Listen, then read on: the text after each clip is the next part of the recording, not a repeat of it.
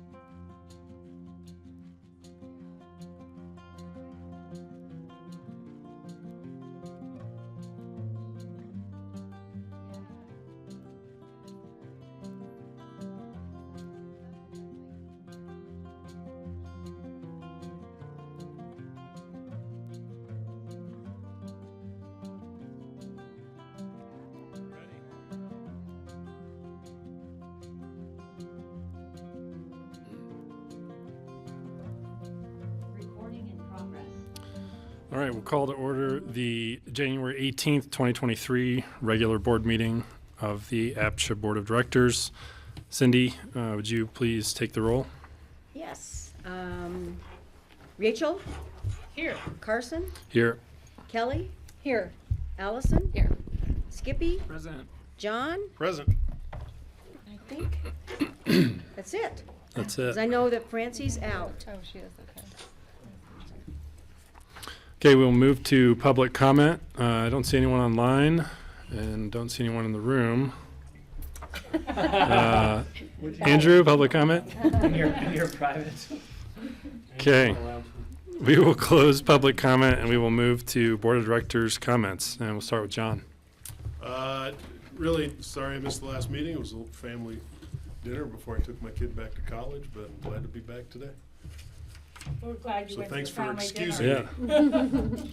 Skippy. No comments today. Allison. I'm sure I'll remember the ones I mean to say. One request that we could put online, I don't think we have to necessarily go over it right now, would be a little bit of the history of our compliance officer, like RFP. We sent it out, someone applied. I think we actually had to do a couple rounds to get enough applications applied. We have more than one.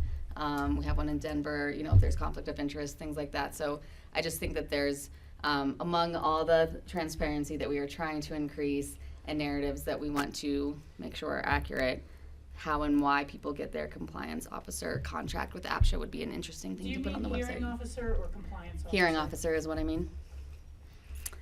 Thank you. I forgot I do have a comment. Go ahead. I just have forgotten. So time is moving at a weird pace these days. There was a few Aspen Daily News articles about the APCHA system, just sort of describing it, and I found them to be really helpful. I think it was like the best sort of summation of the complexities of the system that I've seen. And so I don't know if we were involved in that. I assume we were. If we were, thank you. If not, it was great. And for anyone watching, I would just suggest that you go into the archive if you're, kind of wondering why one size doesn't fit all, or what the history of compliance is, or how we arrived at now. I thought they were really good pieces. The only thing is I'd like to give a little credit to Aspen Journalism, who generated the story, Yeah. and then they place it in the local papers. Yeah. Thanks, Carson. And there's been some great coverage of APCHA years ago. This is 2023. We don't remember our Twitter feed from this morning. They cultivate in the community too. The Everything. Oh, there we go. Okay, maybe somewhere else. Sneaking it over. Just suddenly happens. Okay, I have two things. So I brought up the maintenance plan, the maintenance program, with our board. They would be interested in hearing from staff, if that's okay, if we could do the quick presentation. Or the emergency grant. Yes, at the BOCC. And so that would be great if we can work with our staff to get that scheduled. I think that they've noted it to find time on future agendas. And then I'll also say, so we still have the application open for the alternate spot for the community member. Pitkin County declined to appoint the last interviewee. He was a lovely young man, just not very familiar with APCHA or had not been in the community for a very long time to really, I think, fully grasp sort of APCHA's role in this community. So we would love for more applicants for that. And then the city and the county will both interview and appoint that person. Yeah. So that's all I have. Thank you. And that can be, I don't know where, we can find that on the Pitkin County. If you go to pitkincounty.com and say, I want to, there's a drop down, it says apply for citizen boards, and the application is there. I always wonder can we reach back out to like former applicants? Because there's been, like, let's say in the last 2 years, a number of really quality applicants at a time when we didn't have the seats. And I just don't know if they're like aware of the openings. They may be. I think that's up to you guys, isn't it? I mean, I think city that- and the county, not Got it. us. Okay. We should do that. Yeah. No, Loris and, yeah. Yeah. and some good I mean, applicants. yeah. we I have was Pete thinking and- along the same lines, because even when we restructured the board to have citizens and electeds, what we interviewed 23 people or something like that. So- Allison's round, there was like a ton of great people. Obviously Yeah. not as great, but you know. Yeah. So, yeah, well, let's talk to our staff and find out if that's something we can Yeah. do from both sides. Thank you. Rachel? I really don't think I have anything today. Okay. And nothing for me, so we will move to executive director updates. Chukmung Namui. Whoa! So it's Tet on Sunday, Chinese New Year's? Vietnamese New Year. So it's the year of the rabbit in China and the year of the cat in Vietnam. So There you go. just We keep get an eye on mooncakes that. for the next meeting. Perspective Sunday or past Sunday? This coming Sunday. Okay. So I'm a little early. Yeah, today. we'll have some fireworks. So the only thing, well, I've got two things I wanted to go over. We do still have a couple open positions which we're interviewing for. So we're still looking for applications for the compliance manager and for the administrative assistant. So if you have any ideas, if you know people there, we'd love to interview them. We've had some good applicants, but we haven't made any decision. We haven't done any interviews, so we'd love to do that.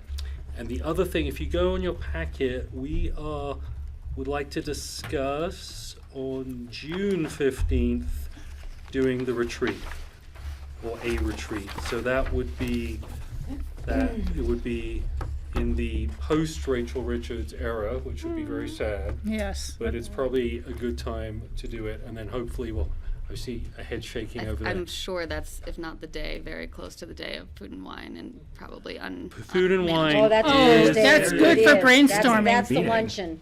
That's the luncheon. Okay, on so that's June all Sorry, I good. cannot be there. Okay. I won't attend the Yeah. retreat because I plan on going. All right, so that appears to be. It's going. So that appears to Cindy, not after be all these years, working. I that a think Wednesday those are or a appropriate Thursday? priorities. That is one priority for me. Probably the best. Okay, so we'll have to rethink that. Yeah. That was a Thursday. That's a Yeah, Thursday. that was a Yeah, Thursday. And that is. And that's the luncheon. Luncheon. That's the Yeah. kickoff. We're already luncheon. planning it. Allison's very busy.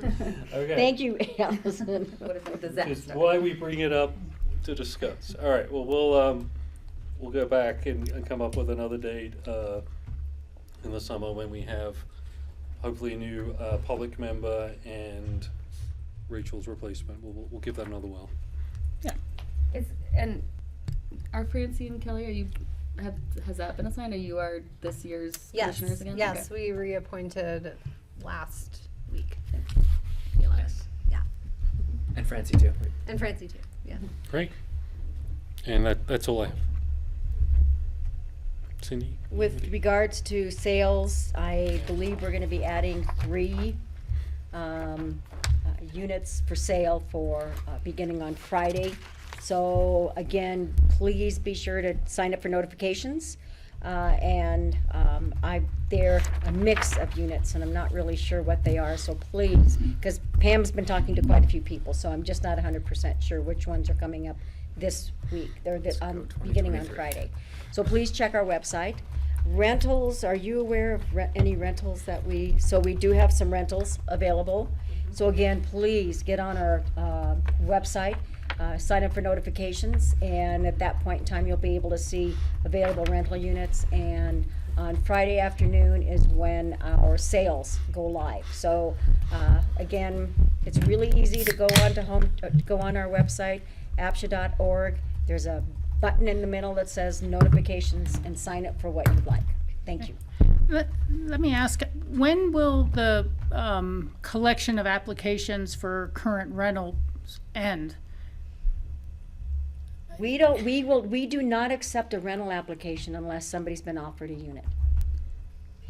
The submission of interest. The submission of Oh, interest, okay. yeah, I see what you're because saying. I've seen the Okay. units advertised. Today, Yeah. for 2 of the units, which are the phase 1 of Trescott, today it ended. Okay, And then there's 2 units that are in Aspen and Trescott phase 2. Those will continue probably till February or March.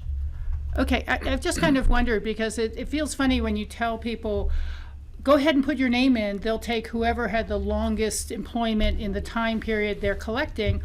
But if they're collecting for 6 weeks, or whatever, you kind of feel like you're short. Usually it's a 2-week or a 1-week period of time. When we Right. have brand new units, we usually advertise, is that correct, Andrew? We advertise usually for 1 week. With regards to ACI and T2, because it's been difficult for us to rent out the 2-bedroom units, we usually advertise those longer. Okay. For our Trescott Phase 1 units, they are very popular because they're mostly Category 3, and Sure. like the studio units are basically RO. We get a lot of people for those, so that's usually a 1-week process. Okay, and so again, for my clarity, on the difficult to rent, low income tax credit ones, and once they're advertised, if you got 2 or 3 applicants, would you just review them and see if they fit and put them in and stop the advertising? But otherwise, you'll keep the advertising running. Exactly. Okay, that helps me understand it a little better. There is an end if you get the appropriate applications. Right. Okay, thank you. Okay, so next item on the agenda is the consent calendar of the minutes from January 4th. I would make a motion to Um, approve the consent calendar? I just have one modification on the second page. It says, Schmitz summarized the discussion by requesting that statistics. I had in mind this would be like the case status, not the lump statistics of all the cases. Right. Right, okay, so Right. just wanted Sorry, to clarify Yeah. that. Okay. I will make a motion to approve the minutes as amended. Second. And it's a roll call vote. Okay. Or wait, Rachel, Yes. Carson, yes. Allison? Yes. Kelly, Yes. John, I'm abstaining. 'Cause Okay. I was not here. thank You you. didn't watch the video and take judicious notes to compare? I apologize. I did not. All right. And we will move to our end of year HomeTrek presentation. Andrew. Good afternoon. So I'm actually going to have 2 presentations for you today. First one's going to be just a quick summarize of Q4, just since you've seen Q1, 2, and 3. And then we'll jump into 2022 as a whole. Let me go ahead and share my screen.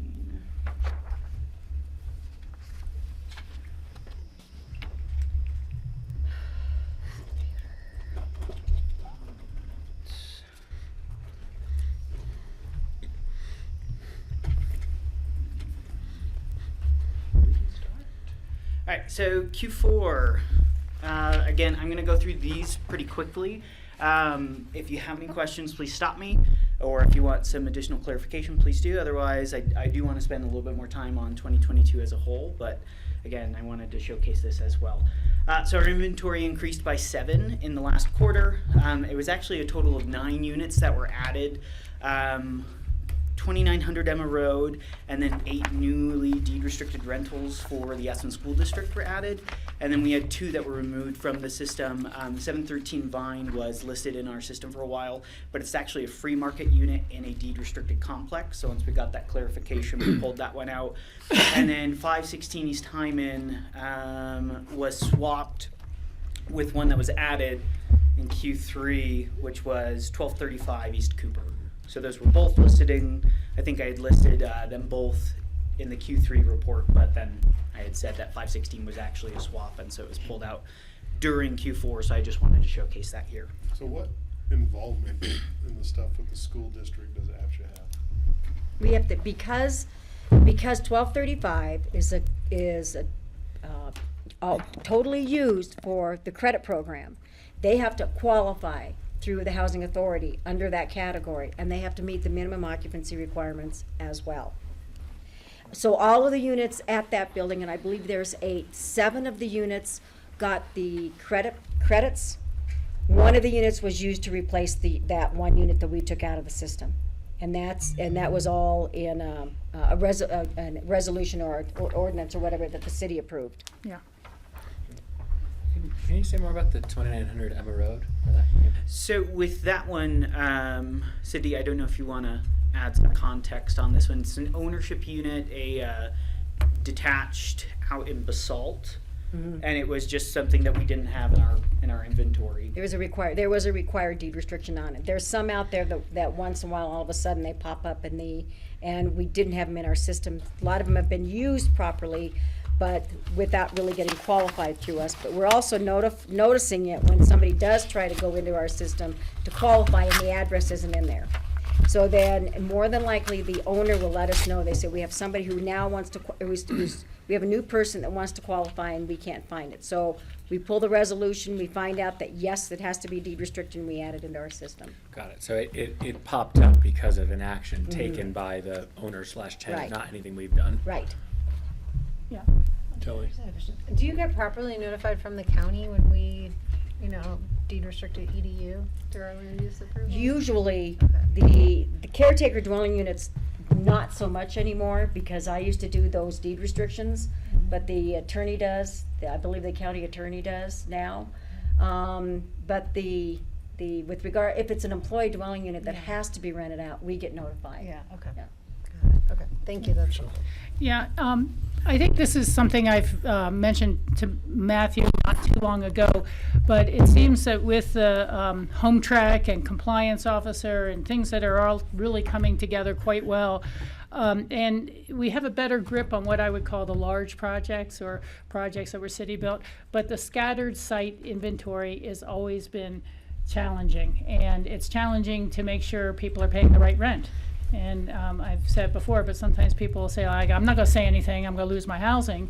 And then after they lose the lease or they choose to leave, they'll turn to us and say, oh, I was overcharged $500 a month for the last 6 months. Can you help me sue and get my money back or something? So, but scattered site units to make sure they're in compliance, I think is the next big challenge, either ownership or rental. And another thing that's becoming a big, huge challenge, which the credit program is fantastic, but we used to get ownership units, and now we're getting rental units. And they're breaking them up and selling them to different employers. So we have that many more landlords that we have to work with when something changes hands. So it's going to be a little bit more labor intensive for us to take care of that inventory, because we're not working with one landlord like Centennial, one landlord there. They could have, like, the school district at least bought 1235 East Cooper, so that's just one. But we could have 8 different owners there. Right. And so we would be working with 8 different landlords. So that's something that we're running into as well, is trying to keep that updated, the landlords updated. Because they sell without anybody really letting us know, even though in more cases, the employer is supposed to get qualified through APCHA as well. And that does not seem to be happening. The employee or The employer who's purchasing So if you the guys unit. sponsor Oh. The employer unit is supposed to be qualifying through Are us, you because supposed they're to be supposed to be a qualifying the Pitkin County employee too? employer. Yes. So the school district is different because we know.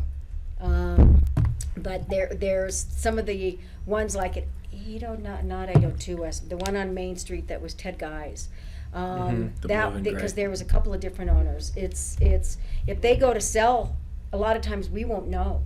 And so when we contact the what we thought was the property manager, we get contacted and say, well, I'm not the property manager anymore. I don't know who owns That this doesn't live in anymore. a deed restriction somewhere? Where- They do. But there's a deed restriction that's recorded against that property. I mean, you could probably record a record of notice. Tom should be able to do that on the sale, that, you know, any transaction has to. The deed restriction should pull up. Well, yeah, does the deed restriction change? I mean, it's not like you take ownership of, like.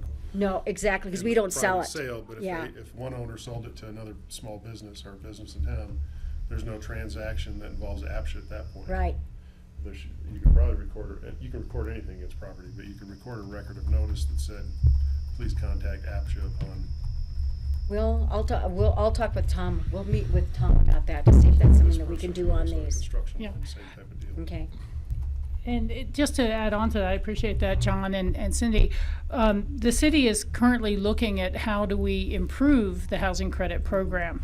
And so anything that we're doing that makes your life harder is something you need to let us know, because we can put that in the ordinance that they're required to notify APCHA upon the change of ownership or whatever. But whatever changes that may make this program more important or more valuable and easier to administer, we're in process now. Okay. You know, and the other thing that, you know, it really does strike me, and it's kind of worth a conversation in my mind, at least at the council table, is the rental versus ownership issue.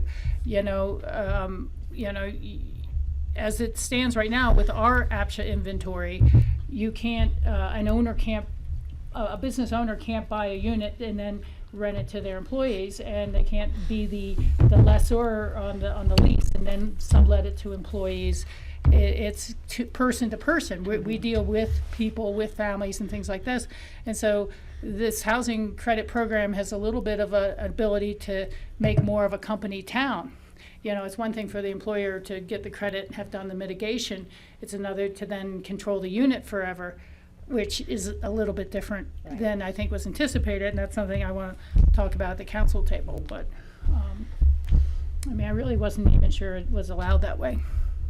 There was a few of us that were wondering. And that's part of what we've seen some other landlords trying to do so that they can get extra money out of the business owner, and that's extra rent.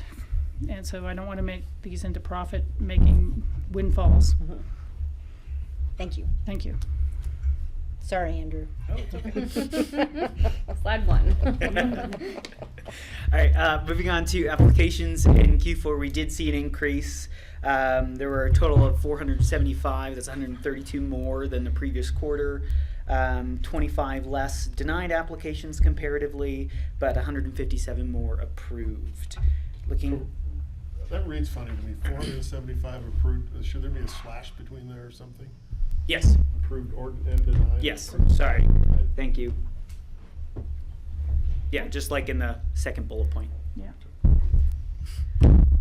So looking at that breakdown of Q4, the light blue is the approved, and then the dark blue is the denied, just so you can see the breakdown by application type. The table down at the bottom sees how many of those 475 applications, this is just looking at approvals, this is looking at both, that were in each of those. So 45% of our applications were seasonal, 32% were long-term rental. We didn't have any ownership units up for sale or for lottery during December. So that's why that number is so much lower comparatively.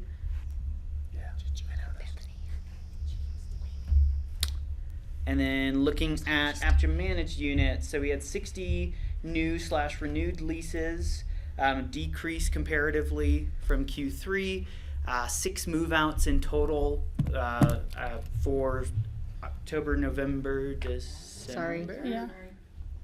And then an increase in maintenance requests. It was an increase of 2 from 135 to 137. I think what will be probably more interesting is when we look at 2022 as a whole. I showed kind of where everything broke down by property and by maintenance requests there as well. looking at by the units that APCHA manages. This is the turnover. The top box is the new and renewed leases that we had. One thing to note again is that this is the number of move-outs requested during Q4. That does not mean that they followed all the way through in that quarter. I can, if you would like me to change to look at actual total number of move-outs, but sometimes those can be extended, or whether it's a lease breakage or it's the end of their lease term. If you want a little bit more data on move-outs, I can give you that. Some reasons included 3 purchased a home out of our 6. 1 was no longer in compliance with the housing requirements. 1 had a job change, and 1 was listed as other out of those 6. So not a whole lot of turnover in Q4. Looking at interest submitted in Q4, so these are units that had availability during Q4, and so we were able to take interest submittals through this. We had only 1 unit at Aspen Country Inn, and we saw 155 people submit interest for it. It is a 1-bedroom. We typically can fill 1 bedrooms a little bit easier, even though the income limits for 1 person is $38,700, but since it's a 1-bedroom, it's a little easier to fill to meet minimum occupancy there. And then we had 3 Truscott Phase 2 units during Q4, and they were all 3 were 2 bedrooms, and we had 275 between those 3 units. So 430 for 4 units. Yes. I mean, there might be some crossover. Yeah.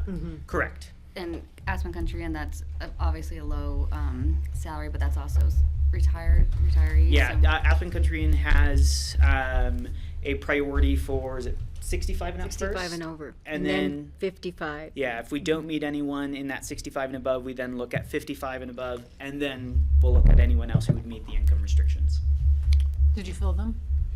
Thank you. So as of January 11th, the ACI unit was moved into in November, actually. So we filled that one pretty quickly. And the 3 units at T2 are still currently vacant, and they're working through our list still.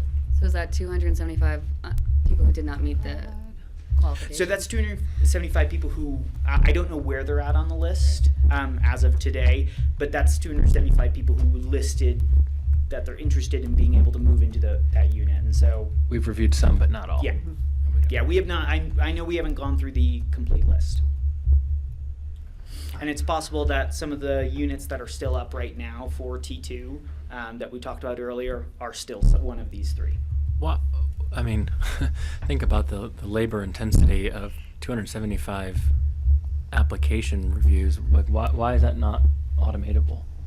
So since it's tax credit, our tax credit qualification specialist has to follow certain steps. We can't ask, like we do for long-term or ownership, for the applicants to provide their asset and income. We have to actually go through third-party verification. Wow. So that takes time. And same thing with the employer. We can't give them a form that says an employment verification, bring it back to us. We actually have to do that via But those are the third-party. rules that are associated with those properties. With- They're not our rules. Correct. It is a huge difference between qualifying for Truscott Phase 1 and Smuggler and Centennial and Castle Ridge versus Right. the ACI and T2. It takes at least twice as long, if not longer, because like what Andrew was saying, we can't accept, they can't have their boss fill out an employment verification form and hand it to us. If they do that, we can't accept it. We actually have to have the employer send it to us for those properties. And bank verification, we have to get the information from the bank. They can't even provide us with the bank statement. So there's a lot of rules when you're dealing with CHAPA. Or it's HUD, basically, but yeah. And that's why we have a specific qualification specialist that just focuses on ACI and Truscott Phase 2. All right, moving into sales and bids for Q4. Had a total of 7 listings, more than Q3. But again, we didn't have any during December, so this was all in October and November. Had a total of 421 bids. So we saw more bids in Q4 than Q3, 72.3% of those bids came from households with zero dependents, as we've seen kind of in the past few quarters that's been our high, area of where most of our bids are coming from. 9 lotteries that happened during Q4, again, more than Q3.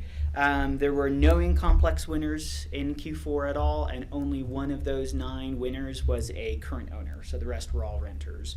And I do have a breakdown of, oops, I don't have that breakdown. I can pull that if you are interested based on whether they were APCHA deed restricted, other, or free market. It's been pretty consistent. I think if I remember off the top of my head, I think it was 4 APCHA, 3 free market, and 1 other. That breakdown. We had an increase in our average work history up to 22 years for these 9 lotteries. Q3 was 18, and then in Q4 we had 11 units close, and the average sales price of all of those 11 units was $378,181. Out of that breakdown, though, of the units that broke down, no category 1s, 1 category 2, 2 category 3s, 4 category 4s, 0 category 5s, and 2 ROs during that time frame. Okay, and then looking at a breakdown of bids, the top table is going to talk about the number of bids by the units bedroom that we had available. So we had 3 1-bedrooms, and we received a total of 146 bids. 5 2-bedrooms received 225 out of the 421. Only 1 3-bedroom that had 17 bids, and 1 4-bedroom that had 33 bids. In the next table, it's talking by bids by category, and this is unit category. So one thing to remember here is that you could bid at your category plus 1. We had no category 1 units. We had 2 category 2 units, so those 36 bids are a mixture of category 1 and category 2 households. 3 units for category 3, so again, a mixture of those 146 are category 2s and 3s. 5 units, category 4, we had 239 bids for those category 4, and then no category 5 or RO listed for lottery during Q4. And then last table here is talking about the household size. So again, we can see here 42% of our bids out of the 421 came from 1 adult, 0 dependent, and 29.5% came from 2 adults, 0 dependents.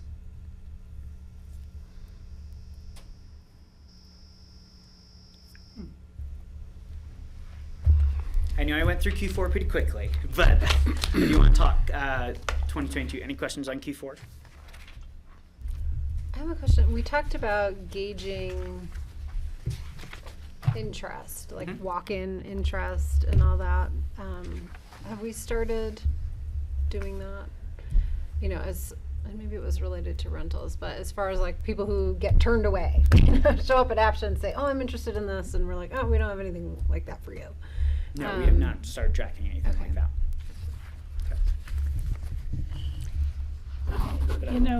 Okay. I wonder whether I see sometimes where they measure a metric of hits on a website, and I don't know if that's a way to track this, but anybody going to the APCHA website and then hitting available units and then leaving very quickly when it says no available units. I am able to grab clicks on the website if that's something you're interested in. That might give us some idea.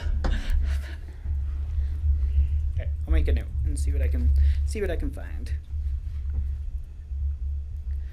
All right, so I'm going to switch over now to 2022. And again, please stop me if you have any questions. So the first slide is just talking about inventory at the end of 2022. I did not list all the units that we had change in each quarter as I had previously. But again, if you want that additional information of how many units in total did we add in 2022, I can definitely pull that for you. Our ownership units is currently at 1,656. Rental units currently at 1,371. Our other units are 110. A good chunk of those are the ownership/rental units. And by that you mean like the Ted Guy example earlier. Yeah. Where the owner could live in it or they could rent it out. Got it. All right, looking at applications, we saw 1,482 approved / denied applications reviewed during 2022. Out of that, 1,286 were approved and 196 were denied. To give you an idea as that breakdown per application type, majority of applications we saw are long-term rentals. Please note for the first two, long-term and tax credit, this is a mixture of qualifications and requalifications in there. So it is not just initial applications, but it is also people hitting their 2-year mark to requalify for their unit. Seasonal and ownership, we don't look at those as requals. Those are initial applications each time, regardless of whether they're coming back. Any questions on this slide? Okay. Okay, so this is, I'm sorry, this is for the whole year. We saw this for Q4. Yes, this is 2022 as a whole. Yeah. Some denial reasons in 2022 included being over income limit, having temporary legal status, being unable to approve full-time employment, being over the maximum occupancy, being under the minimum occupancy, being unable to verify income and or assets, and other, which could include they didn't reply to an offer for a unit, they missed their deadline to respond to something, they were offered another unit and so they were passed on for that one, or any combination. Can you just remember, we had HomeTrek all of 2022, right? This is our Correct. first kind of annual full, Yeah. every day of the year is accounted for. Yeah, and so in HomeTrek went live, the backend that staff uses at the end or August 2020, but the community portal didn't go live until really beginning of Q2 of 2021. So that's why we didn't do a end of year review for 2021 there. All right, looking specifically at approved sale ownership qualifications. Can I ask one question? I'm sorry to keep moving you backwards. That's all right. But on that last one, when you get to 14 sales ownership denied, Yep. is that because they were overqualified, their applications were incomplete, they owned property somewhere else upon an investigation? Yeah, I mean, there could be a number of reasons. I mean, they might be over the RO limit, which has no income limit, but it has an asset cap. Okay. They might, we don't deny them for owning property within the Roaring Fork Valley. They just have, if they win They or have to purchase sell. a unit, they have a certain time frame in which they have to sell that property. But it could be something like they might not have a Colorado license at that point in time. And so they're not a Colorado resident, so we don't allow them to go through on the purchase side. Okay. It could also be something as we're not able to verify their income and assets. They're not able to provide up the backup documentation Okay. with what we I just think it'd be helpful to maybe track some of those reasons or give us those reasons in the future. Sure. Do you You want know. them broken? No, maybe it's only of interest to me, but you know, when you hear people apply but they didn't, you know, you want to be able to say, well, these are the reasons, you know. And I'll tell you, anytime we deny somebody, we spent a lot of time on that application. Because we don't want to deny somebody, especially if they really are within our regulations. So we try really, really hard not to, but there are just times where or they fight us. They say, oh, you don't need to see any of that stuff. And just to clarify, would this be a denial after they've won a lottery? No. Or it's a denial to not put your name in the hat? Correct. Okay, thank you. These are Qualification. applications to be able to bid within a lottery, or if they're purchasing a unit outside the lottery process, you know, a Aspen Village that doesn't have to go through a lottery, they still have to go through the qualification process. It's an 87% approval, Yeah, which is pretty, I feel like that's pretty high. yeah, very good. So this is specifically how many approved applications we saw per category in 2022. One thing I'll note here, we do see ebbs and flows within how many applications we get based on the units that are available. So even though Category 3 had the largest number of applications approved, we'd also have to compare how many Category 3 and Category 4 units were available, since you can bid as a Category 3 household on 3s and 4s. So I do have that information on later slides, but I just want to make that known here that this isn't necessarily the number of interest we had, because someone might not apply if there's no category ones available. This isn't people who have signed up to say, I want to be qualified. This is for specific. Correct. We do get a mix of people who just want to throw their application in case a unit comes up, and then they're able to just bid They without. would be in this. Yes. This is all sales applications. Got it.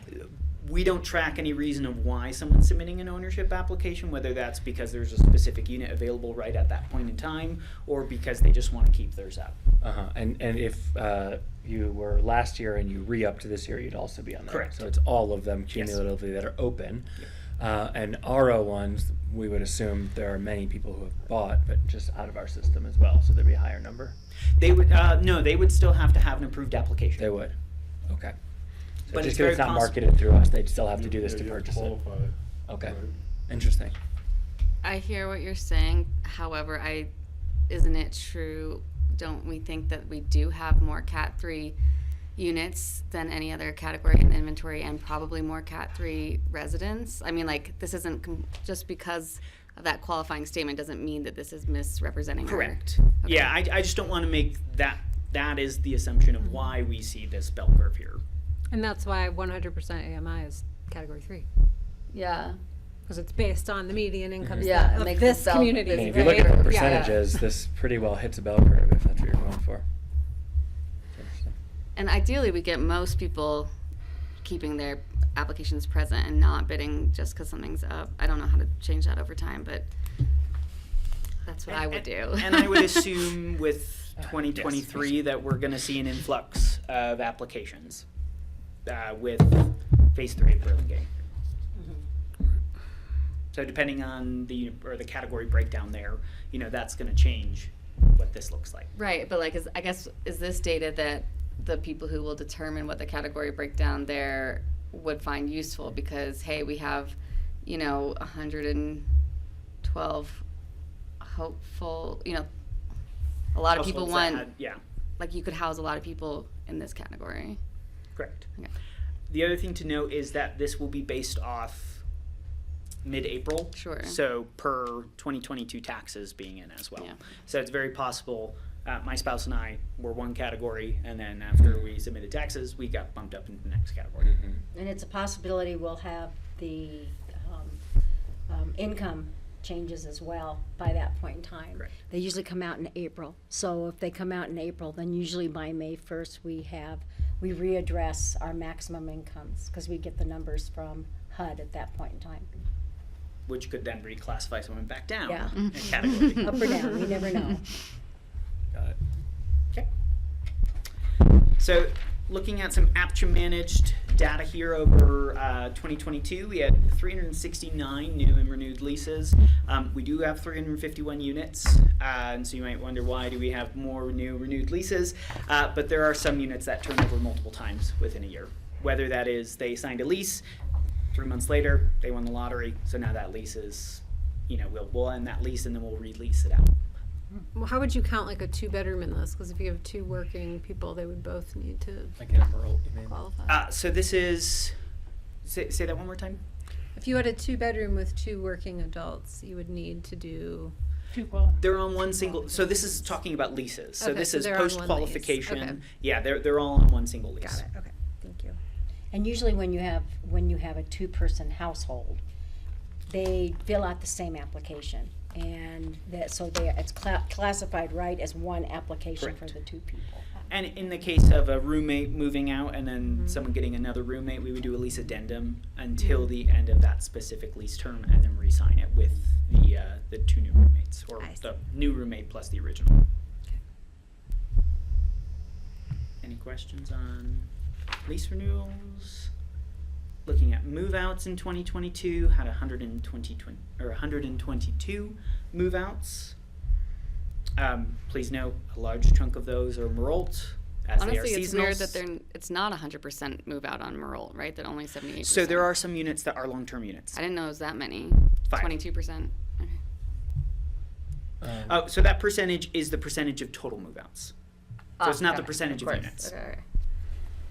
Do we know where people went or why they moved out? You're not allowed to Because it's say. seasonal. Move-out Stay. reasons. No, not Merle, but just in general. So move out reasons, we had 2 transfers, 2 cost of living being too high, 9 purchased a home, 1 job change, 4 no longer in compliance with housing requirements, and other was 104, but it's really 9 because 95 of those are the Merled. And purchased a home could be anywhere in the Correct. world. Correct. Okay. And we don't know if it's, but we would know if it at least is in APCHA, Yes. right? Yeah. So none of them were that. That I'm not sure of. Okay. I'd have to pull the data metrics on that. I know we at least had one. Yeah, sure. Hey, So- way to go, that person. Is that something I think you that would- person is my neighbor. It'd be nice to know, whether they purchased an quite APCHA excited for deed her. restricted home? yeah, It's a good yeah, upgrade and from even Merle. if I they're went to staying in the Merle. valley, or whether they're just out of, I mean- gone. I think it's probably a safe assumption if, Well, the too high cost of living is probably gone. well, but I mean, moving out of any of these, and if you're purchasing a home, it's probably a safe assumption that it's APCHA, right? Well, that's what I think, Could be either anywhere in the they're just world. like, I'm leaving the area and buying a home somewhere else, or I've moved to Silt. Some do buy, we You have have to go some further people than move out Silt. that are now buying a free market down valley. Okay. Yeah, So I'm not sure, there's probably From 1 or 2 these- that have From made that from these move. units? Possibly, Yeah, I'm I think so. I'd have to ask yeah, Julia. I think I'd it's, have to have a Seems like a windfall stretch, yeah. within Not a 2 lot. years, right?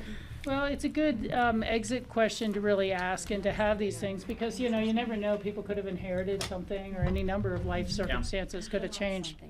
I made a note that I'll do. see if I can add distinguishing between purchased a home and purchased an APCHA unit. Yeah, or, you know, did they leave the area, are they still in their workforce? I had the same note of like whether, however people are leaving, you know, when we start thinking about year over year, when we have attrition, are they, like I said, do they buy something? Are they leaving Aspen but staying in the watershed, or are they just leaving the community altogether? Would be great to know. And I'd love to like be able to cross tab that with category and demographics, because we talk about like, you know, retirement, how much of an issue is it? Are people retiring in place? Are they staying in the valley? Are they leaving altogether? You know, if we can start to kind of build some awareness of what those trends look like, it'd be helpful and inform whether we do or don't need new production or particular kinds. I was just sidebarring with Cindy, and like, yeah, we'll look Yeah. at that and figure out the exit survey and have a look at it. I know Yeah. that the form that we used to have for people who were listing their unit, that was always specifically asked. Are you moving out of the valley? Yeah. Did you buy something else? Did you buy a free market someplace else? I know that we kept track of that. That's I'm really not good sure if all information. that information Yeah. is in HomeTrek. We but do. But yeah. that's for sales. That's for not sales, not actual rentals. rentals. Yeah, Right. Cool. but I thought we Thank you. started keeping track of it for rentals too. We do, but it's just I think there's only 5 or 6 drop downs for Julia to choose from. Choose. Okay. We can revisit that. Yeah. See what that's worth. Yeah, we would get this in there, I think, but the other thing interesting is to see if people are moving categories, so we can kind of see, is like this wage inflation real or not, that kind of thing. You know, are people going from 2 to 3 to 4, or are they just out or whatever? All right, so last for, now I got 2 more for APCHA Manage, but looking at maintenance requests, so overall we had 520. And again, these are submitted and have been closed by our maintenance staff during 2022. So overall 520, 34% of those were at Truscott Phase 1. There's 109 units. The next highest is at Truscott Phase 2. There's 88 units. So again, looking at that makes sense. Looking at the maintenance categories, you probably see 2 numbers that stick out pretty well comparatively, and they are plumbing and then other. And other could be a mixture of multiples. Right now, maintenance staff doesn't have the option to select multiple. They actually make multiple work order cases, and so that's the preferred route that they'd like to go, but sometimes we select other. And I try to, if I have other selected, go in and pick the main one and reassociate it to where it's supposed to be. But sometimes there is something I don't have a way to associate it with one of those 6 categories there. This one's super cool, and it'll take more time to aggregate, but like this will be one I really want to see year over year. Yep. When we think about like capital maintenance and what the state of the stock is, we kind of look at those aggregate trends. And if we are going to start, you know, hiring people in-house, do we want to hire a plumber first or an electrician, you know, that kind of thing. And I think I said I did have this broken down by category and property. I do not have that, but if that is something as well that you'd be interested in seeing, how many of these plumbing ones were at Truscott 1? How many of these plumbing were at Truscott 2? Is it across the property, or is it one singular property that we're seeing most of these plumbing issues? I think that would be really helpful for Okay. anticipating future capital reserve budgets. agreed. And, the real age and Yeah. condition of the projects and how much more does or doesn't have to be put in. Skippy knows, he's heard me at the city talk about, wait a second, if we have these rentals and they're being charged 1/3 of their income and it's all appropriate, and yet that's not enough to keep up the rental building, and we have to, infuse money from elsewhere, how do we expect people who are in an ownership situation in the exact same scenario to keep up their unit, without the infusion of outside cash? Part of Truscott's new, but did you say that right? It's one per unit. Say that one more time. It's more than one per unit. Correct. Mm-hmm. Which seems like a lot. Are you talking about the plumbing? Just maintenance requests Yeah. in general. So he's, that there's Annual toilet stuffing 175 ceremony. requests for 109 units. The new Truscott is 20 years old. Yeah. Yeah. When you really think about it. That is true, but I mean, it still seems like a lot, and then if. And you have Rachel to said, take if into you've got real plumbing consideration issues- also that the new Truscott has 200 building and 300 building, which are old. The ROs. They're older than the 10 through 70. So there's an older component with T2 that people forget about. And the 200 and the 300 building do have a tendency, well, I shouldn't really say that, because it's a mixture of both. One thing to note as well is we always do a make ready on every move out. So those make readies are also included in that 175. So it might be that would be a good definition to differentiate these as well. How many are just standard maintenance, upkeep, they go in to make ready and realize it needs a new stove or whatever it is. That's different than a maintenance request. User error, yeah.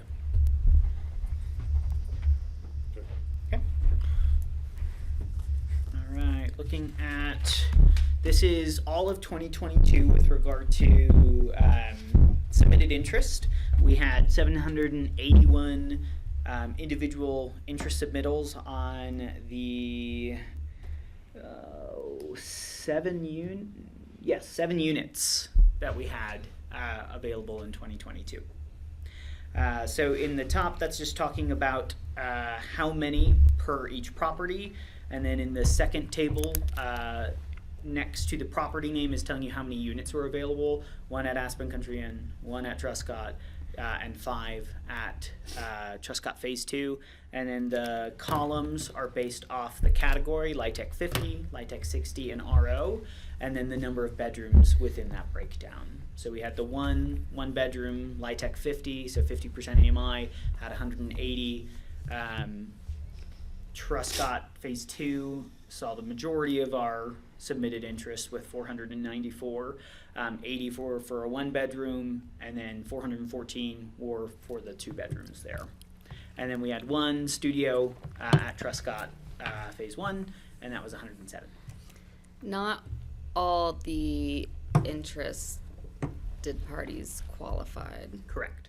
I mean, because it makes it clear to me, right? We need low-income senior housing. Look at how popular that was. But if most of those people actually are pretty high income, Right. then I don't know that that's what we need. So it's a little hard to. Correct. Like this based on qualified would be interesting too. Like who qualified? Okay. How our regulations are written is that we don't take them through the full qualification process. It's a Unless they're okay. yeah.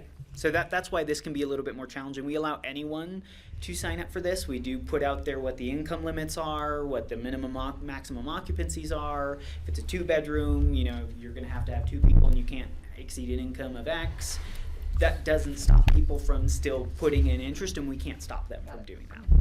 And what they'll do first is once that week is up, like the first week, Julia will usually start to go through the list, and she'll ask them specific questions. Well, what do you make? What, and so forth, to try to say, well, you just make way too much for this. So we try to, because we don't want to charge people money if we know that they're not going to qualify. So we try to weed those people out as as good as we can, but it doesn't always work that way. And people will say, well, yeah, I make under that, and you talk to them and they make like twice as much. And it's like, oh, okay, we can't do this one on you, so, and they say, well, can't you just let me, no, it's like, no, we cannot on this. So it's, yeah. And then just last thing to note for Maralt, we don't advertise for interest submitted, so that's why it's 0. And then Smuggler didn't have any anything listed during 2022. Just kind of wondering, what do you mean by we advertise for submitted interest? Does that just mean available units? Correct. Okay. Yep. Yeah. So what Okay. Cindy had mentioned earlier with our 2 phase 2 units that are available right now, or sorry, one Okay, ACI yeah. and No, one I phase got 2. it. I just was wondering if that was a separate requirement, submitted interest, No. that we have to post. We call it that, but. Okay. All right, so now we're going to jump into some sales and bid data. 2022 had a total of 30 listings that happened, or at least I should say started within 2022. There were some that were the end of December and held over into 2022 from 2021. Those are not included here because they started in 2021, just as a note there. Majority of our units were category 4. We had 12 listings. Your donut chart on the right side is talking about by bedroom. So we had 17 2-bedrooms, 8 1-bedrooms, 4 3-bedrooms, and then the dark green there is we only had 1 4-bedroom that was listed out of those 30. It's something I'd like to see us kind of look at over time would be, are there units that just turn over much more frequently? I know at Hunter Creek, just within my building, people kind of like, oh, I'm so psyched, I got this unit. And then the HOE dues start rolling in month after month, and they start bidding on other units. And are there some that, it's not the same as being a problem unit, but that, are really just turn over a lot because people want to leave almost as soon as they've gotten in, or relatively. I mean, I think it'd just be good to know if we have problem units out there. That's interesting.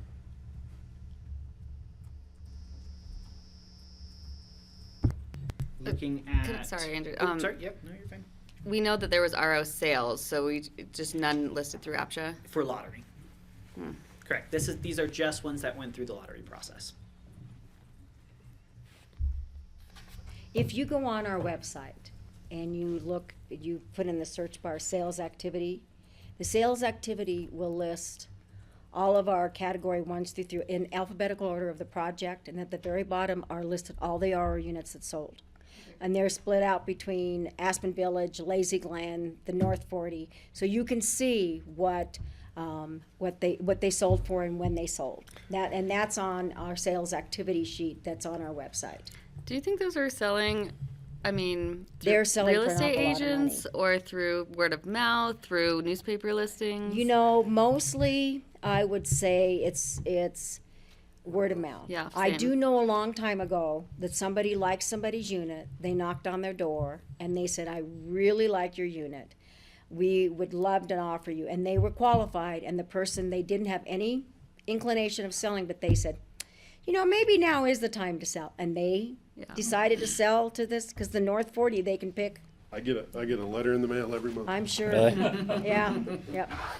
I would love to see some of that data for like a follow-up, just some digestible. Okay, I always include in the portion on closed units, those ones that did not sell through the lottery process as well. So if it closed and it didn't go through the lottery, that is included here. But if what Cindy's saying is you have the actual specific unit breakdown. Yeah, no, I mean just the basics of how many units sold outside of our process, average sale price, that kind of thing. Just get a snapshot of what's happening off our radar. I have a random question about this situation. Are sellers compelled with like equal opportunity laws when they sell? Like if someone privately knocks on their door and they get turned down and someone else shows up the next day of a different color and knocks on their door? That's something that we can't control. We only know that somebody says, I've got somebody who wants to buy, this is who I want to sell to. That's what we end up getting. Whether they're giving them, we don't even know if they're saying, sell my house to me and I'll give you $10,000 underneath the table. That could also be happening. That's one of the reasons why we really like it when we can talk somebody into actually selling through us, then we can change the deed restriction on it. Right. Because then it goes through our lottery process. And there are a couple at the North 40 that have done that. Sure. And they now have to go through our lottery process. is there any- Because that's a concern for us. Because Yeah. that's the first thing that happened at, well, let's say ROs, It- is people were paying $20,000 underneath the table cash. Do we at least have an opportunity to engage before each one happens? I just wonder if there's like, I mean, Rachel talked about moving costs, you know, is there a small incentive we can offer just to get these things into the lottery system at sale? I don't, besides I mean, do we ha- providing. You know, But do we have the yeah. opportunity to make an ask in there? Do we know ahead of time, or what's the sequence? Sometimes we don't know until they say, by the way, I am listing, I've got a buyer for my unit, this person needs to get qualified. So sometimes we don't even know. Sometimes we have actually said, what we will do is if you list it with us, instead of you paying the 2%, we'll charge you just the 1% that you would normally have to pay us anyway. So we've been proactive on some of this to try to get people to sell through us. But usually somebody has approached them or they have somebody in mind Right. that they want to sell their unit to. What's bad is when you have a 4-bedroom unit that goes to a single person. Right. And that happens. But with I the guess my North question 40. is, like, assume that they don't want to go through us, they found their buyer, but, you know, it's going to go through on this one without, but is there an incentive we can offer at this point so that as it does go through, we at least up the deed restriction so the next time it doesn't happen again? I don't know. Okay. That's a good idea. If we can say, by the way, you can go ahead and pick your person, but would you be okay if we put a new deed restriction with that person? Yeah. I think that that's a great line of questioning, and I have a question similar to that. I really think in many ways that this should be one of the retreat topics. Yeah. If you can't do it beforehand, but what type, you know, and break it out into different areas of, you know, incentives that for people to do this, that, or the next thing. Because the question I had down was maybe if or did anyone take advantage of our improved deed restriction this year and not move, but cashed in to be able to have the higher capital reserves and the other benefits. And if not, should we make another Up the game. outreach to those units with a letter explaining the new deed restriction and what the potential benefits could be, and again, sending those to the ones that don't have. Yeah. But, you know, elaborating from there, I don't know if that is of value to the people in Aspen Village or not, because they already have a pretty sweet deal as a, you know, a conversion project. But, you know, that's a type of topic for the retreat of potential incentives. And how much is it worth this board, the county, or the city to get these units into the APCHA sales program? And after that seller has made their deal, can you say, well, if you agree to the new deed restriction, we'll throw you an extra $3,000? Right. That's what You I'm talking know, about. which is more than Not just, charge you the 1% or whatever. yeah, or whatever. I waive mean, that. it does it take that to get that to happen?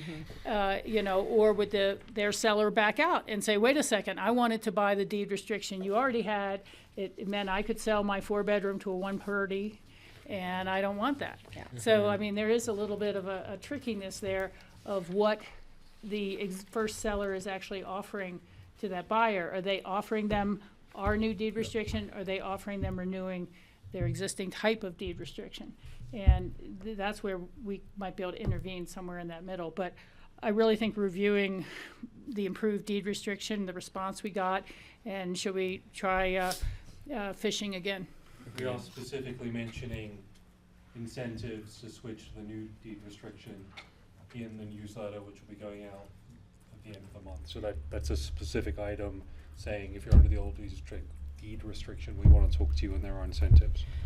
I think that's the economical way to go. I'm not sure how many people read the newsletter versus a letter you Their get in the open mail. rate is phenomenal. Yeah, it is. Yeah, okay. This one's even. This one's going to be even read better. rate, but I mean, The that read open rate. rate. Hey, you want free money? I think, I mean, something targeted that- could. Yeah, That's a good I mean, opener. obviously we can do that too. I think there's quite a few people at my HOA that once they found out about it and understood it, I think there's quite a few that Great.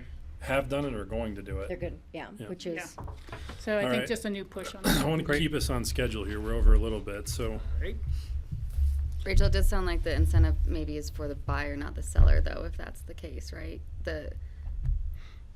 Well, You this can't is, convince the seller to change the terms, but maybe you convince the buyer to agree well, you, to a deed if restriction, the but they seller get hadn't their. already told the buyer about the deed restriction or what type of buying, it depends. Intervention's gonna be different on each circumstance. And if you talk to the seller and it's $1 million home and they have to pay us 1%, we say that we will waive that 1% if your new buyer goes under a new deed restriction. They might go ahead and agree to that. Yeah, so it's a series of incentives Right. put together. Okay, very good, Cindy.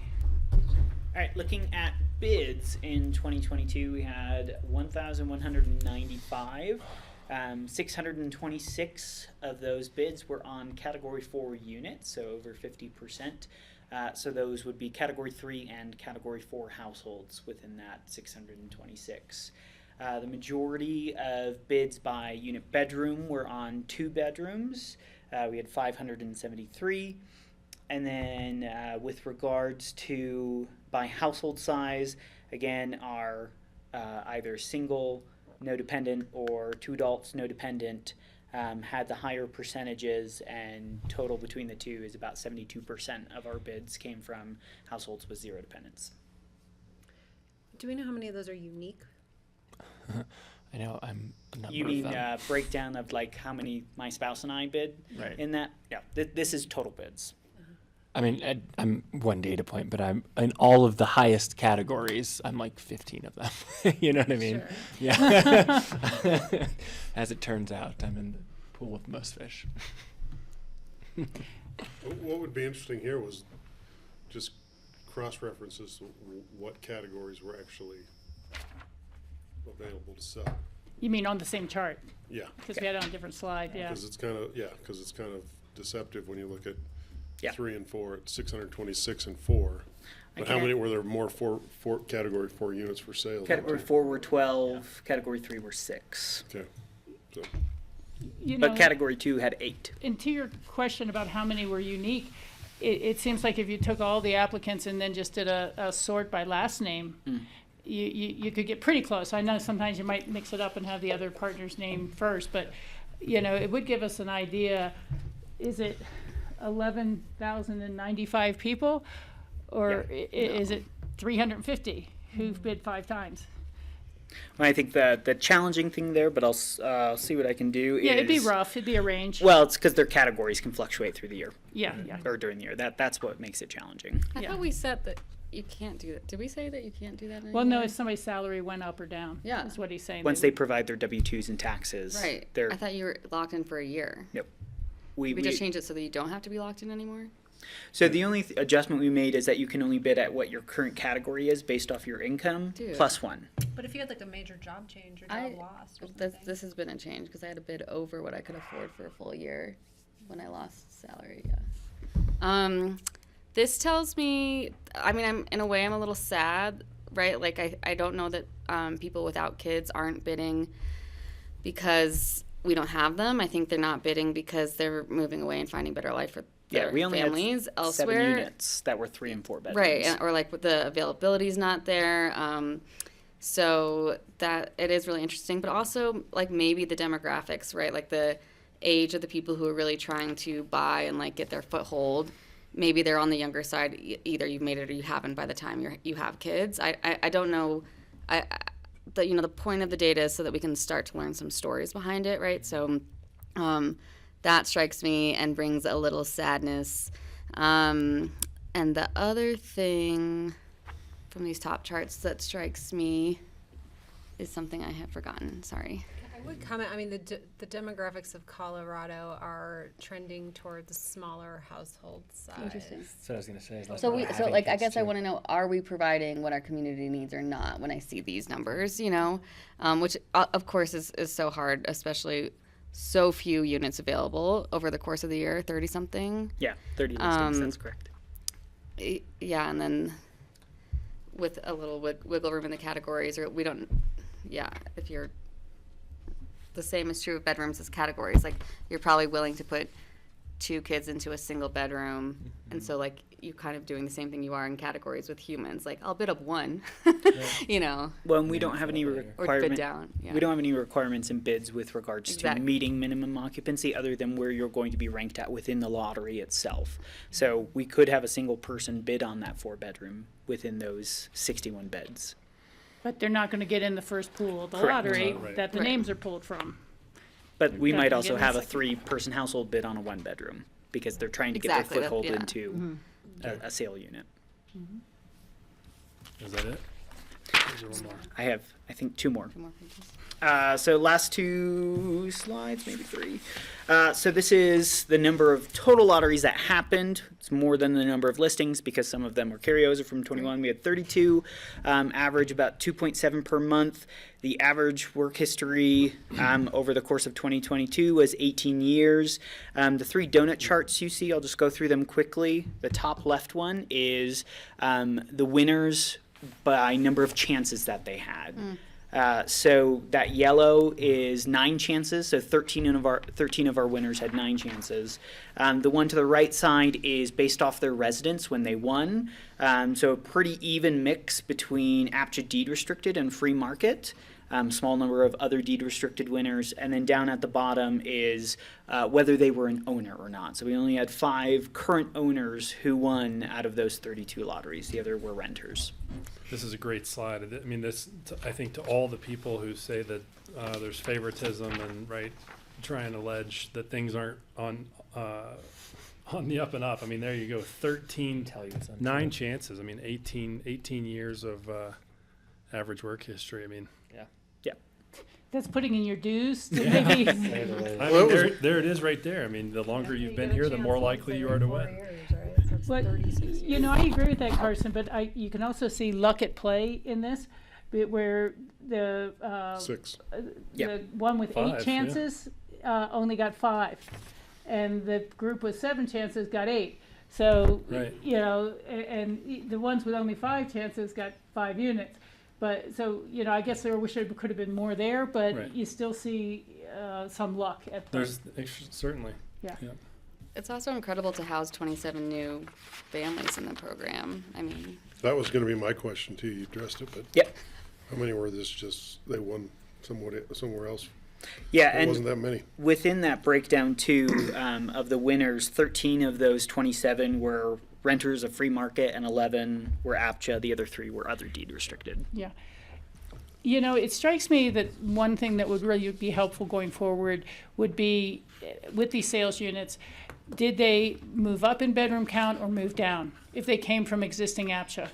So that we can see, did we get any move down or did we get the benefit of a family moving into appropriate size units? You know, and obviously the other ones we can't deal with, but if it's if they've moved out of APCHA or other deed restricted, it'd be good to know. Yep. All right, last slide. And this is about the units that closed within 2022. So even though we only had 32 lotteries, 59 units did close. Our total average sales price in 2022 was $502,158. Total sales of $28,120,822. And then there's the breakdown by category of what the average sales price and the total number of sales that happened there. By category 3, that asterisk, in Q2 we had 3 units at Aspen Highlands Village that we tracked the sales price, but it sold to an employer, and those 3 units sold for $1.2 million each for the employer. So I took out those 3 units in that average just because they are so skewed with the relative other average of category 3 units. You know, this is just my thought. I don't know if others would agree, but I'd love to see RO separate from the category units in this, so that you could say this was the average sales price of ROs versus, but to say the average sales price was $502,000 for all of our units happens because we're averaging in all those ROs that have $1 million sales price. And I think it'd just be better to track So the ROs the- separately. It's listed the second from the bottom, that the average sales price for RO is $1 million.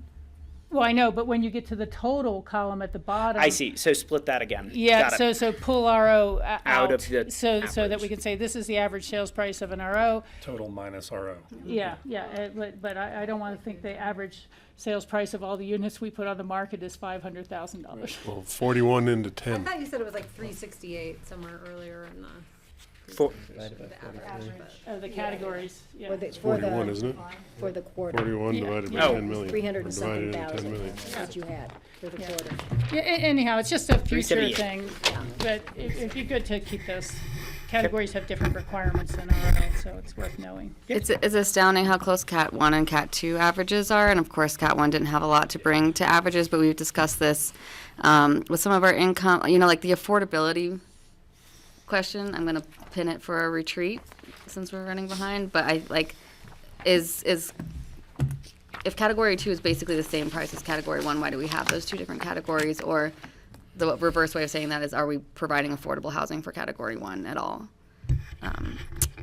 Or could we get a little more out of the Cat 2 people? So that they seem I know- unusual in this chart. Well, I know why it happens the way it does, but I think we saw this earlier within the last couple months when we were looking at sales prices, that it's almost more beneficial to be a Cat 3 because all your homes that are being listed are cheaper than anything being listed in Cat 2. It's off. Right. It's off. Would it be helpful to see comparatively what the current average sales price of all units would be if all owners sold today? That would- I mean, So all the Category 1 units compared to what the average sales price was? Yeah, I think that would be helpful, because, I think, as Rachel said, you could have some units where people move in Yeah. and then it comes up for sale, right? So you may have, Turnover you appreciation. may have some, the average is an interesting data point. I'm Yeah. not sure it's super instructive. What's more interesting is how many are significantly under or overpriced and would need adjustment. can you do median as Yeah. well? There we go. Thank you.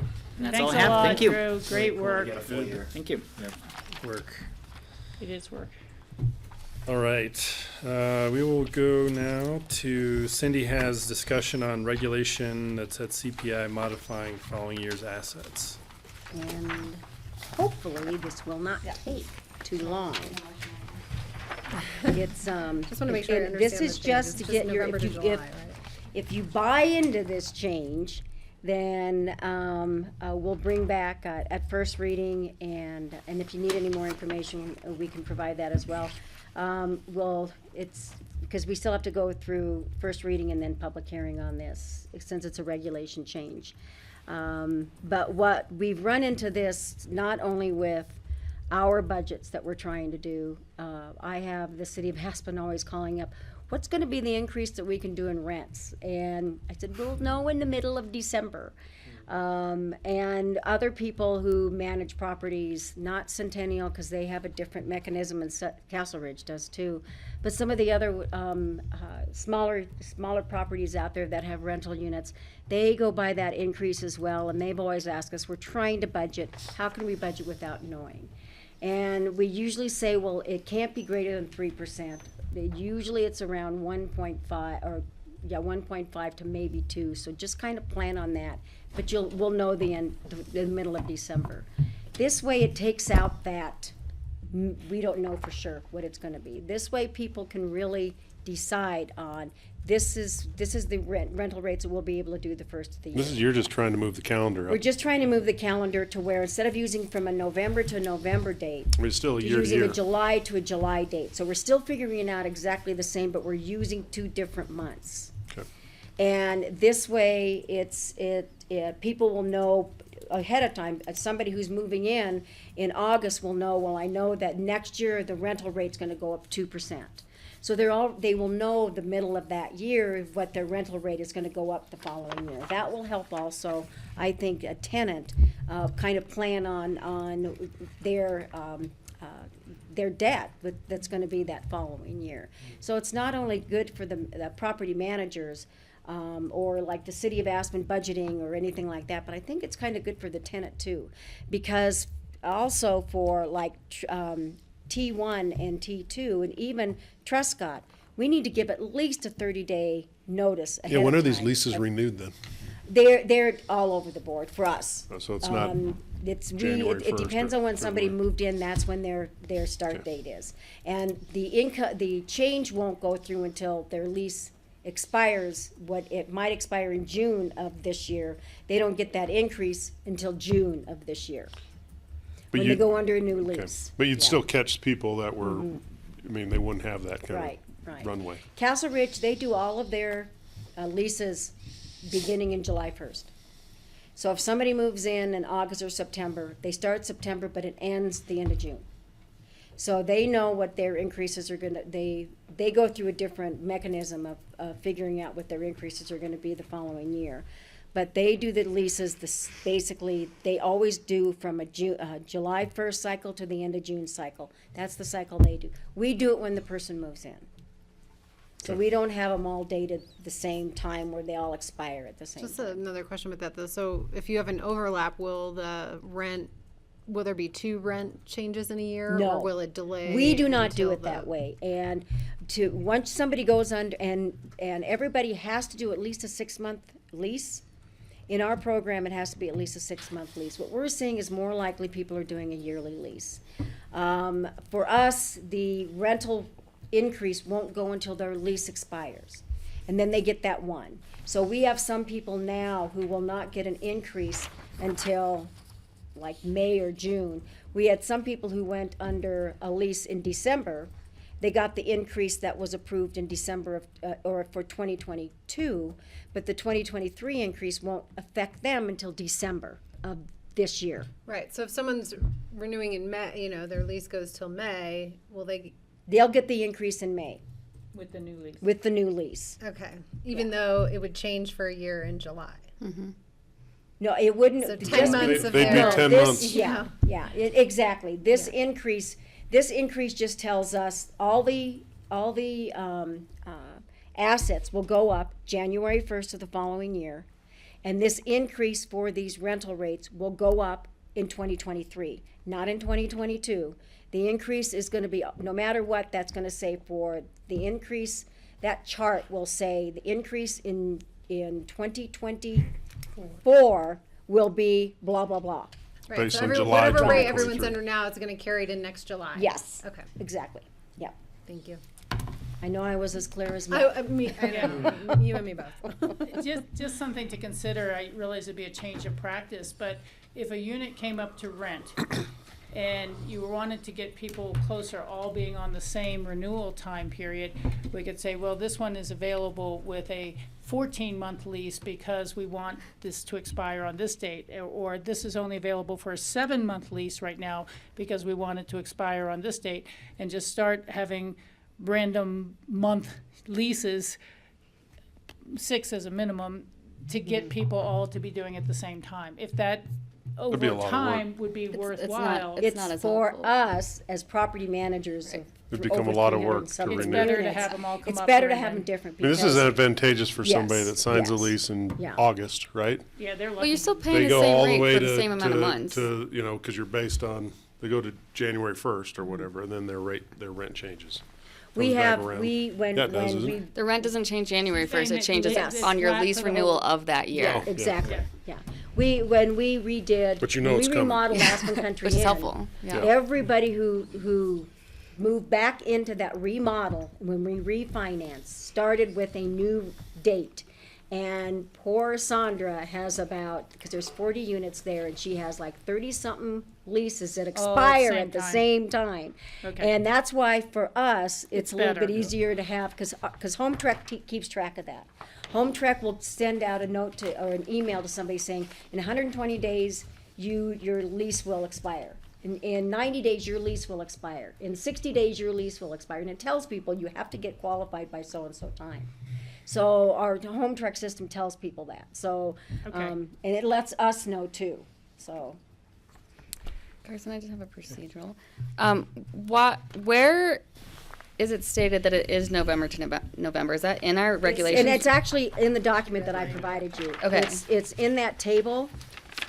It's, I just don't know why it had to come to us. Like, It's because it's in the regulations. Is it? Okay. Yes, yeah. Um, Believe me, if it did not Yeah. come to you, it wouldn't have. But in the paragraph down below, Yeah, it okay. says, this is how these changes are, this is how we do the changes. And it's from, and this, the language down below says November to November, and I'm requesting from July to July. And this is not a reading. We don't have to make a motion, but you just wanted to take our. No, Yep. it's, I- if you I guys are approve. okay I- with this, I I will like bring it. it forward. I think it's within the great. next couple of meetings. Okay, thank you. I'm okay with it. Not ahead. I know Pete will be very happy at City Finance. Well, and I mean, I think that the fact that the CPI is over 3 makes the calculation Simpler. a lot simpler right now, so. Because right now, it's been 7, 8%. Because if you didn't have, I hope it becomes an issue. Well, that's why I was really, looking at but- these numbers, is this year, that doesn't look right. Yeah, right. Yeah. Okay. Well, we have Bethany right here. Anything else on this? Did you share? Oh, there you are. Thank you, I appreciate She's that. up It'll next. make it a lot Let's easier. Very good. Moving us along. Great. We will move on to review and discussion on biennial affidavit for owners. And Bethany. Okay, I'm sorry you can't see me, but apparently my video keeps being turned off by you all. So, I am happy, if Karen, can you share the packet? I know the board appreciates that. But I'm here to talk about the biennial affidavit, which we quickly talked about during the last meeting.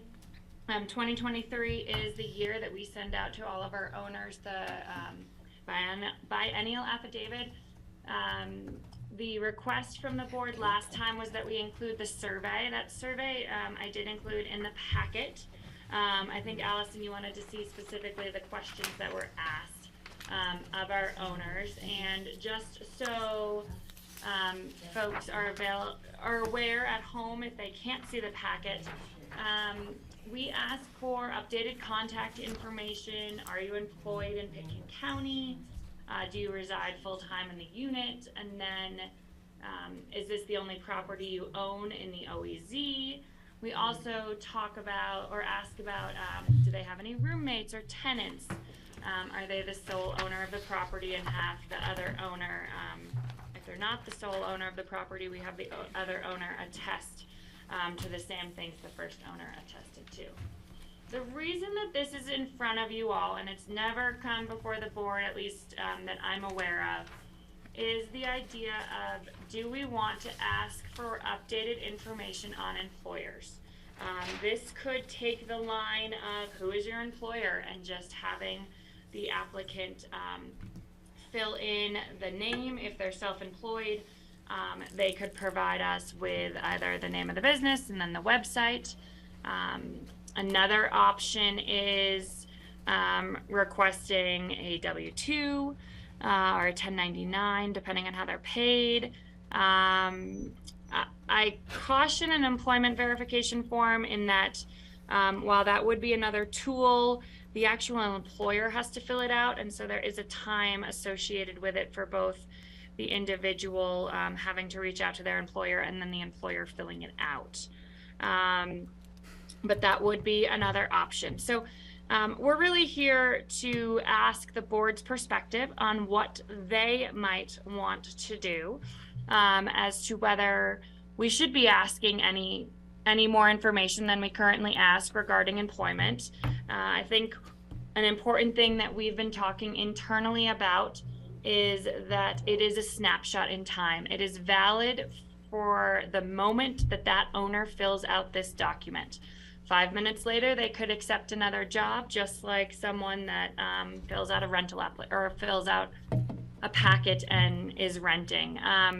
So Carson, I want to turn it back over to you. I'm happy to answer any questions, but I want this to be a little bit of a board-driven conversation as to whether there's an appetite for asking for employment information and what that looks like. So before we jump into discussion, are there any specific questions that we have for Bethany? I have a question. Okay, Kelly. Bethany, is there a nexus with compliance as far as, does this help you? with compliance cases at all? We certainly, if someone listed an employer that wasn't in Pitkin County, that would turn into a compliance case. The other nexus, I suppose, could be if someone filled out that, I'm going to pick on Aspen Skiing Company. If someone says that they work for Aspen Skiing Company and we randomly audit them, let's say 4 months later, and they've never worked for Aspen Skiing Company, they certainly provided us with fraudulent information, which isn't allowed. So I think that would be the nexus kind of outside of the affidavit. The one certainly tied to it would be if the employer is not in Pitkin County. Well, that goes to the affidavit in general, that this is filled out and you're affirming that, yep, I'm in compliance, right? I own property in the OEZ, whatever else, then you get a compliance case against them that says they own a property somewhere in the OEZ, and then you start the complaint and you go, look, you guys affirmed to me here, this is fraudulent, this is wrong. And then, so to me, that helps you in your compliance case, sure, but. Bethany, you just mentioned a audit, which was kind of, that's what APCHA and Aspen Skiing Company do for the Ski Pass program. So I think that system kind of came to mind as you brought up this, and I didn't know that we did that. I was going to have that be part of the discussion. It sounds like we do randomly audit. So we historically have randomly audited. We took a pause throughout COVID. That's certainly coming back. We have, with the new compliance person, we're hoping to bring back an even more robust auditing program where we're, I think it used to be 5 to 8 a year, and we're hoping to up that to at least 5 a month, for example. Still a small percentage. If we can get higher, we certainly want to get there, Allison. But we do randomly audit, yes. And that's similar questions like this, but you ask, I would think whatever you ask in the audit would be something similar to what we're wondering if we should add preemptively kind of to this affidavit then.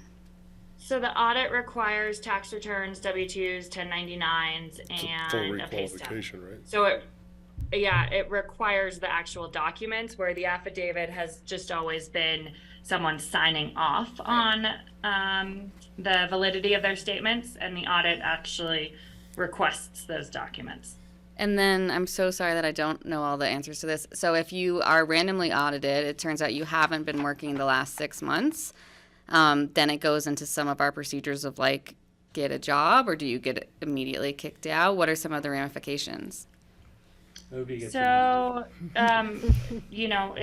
it's certainly case by case, but the whole goal is that you get back into compliance. Right. So, if you've been laid off work or something's happened, that's a lot easier to, certainly work with and say, hey, you have 30 days or 45 days, depending on the time of the year, to find a new job.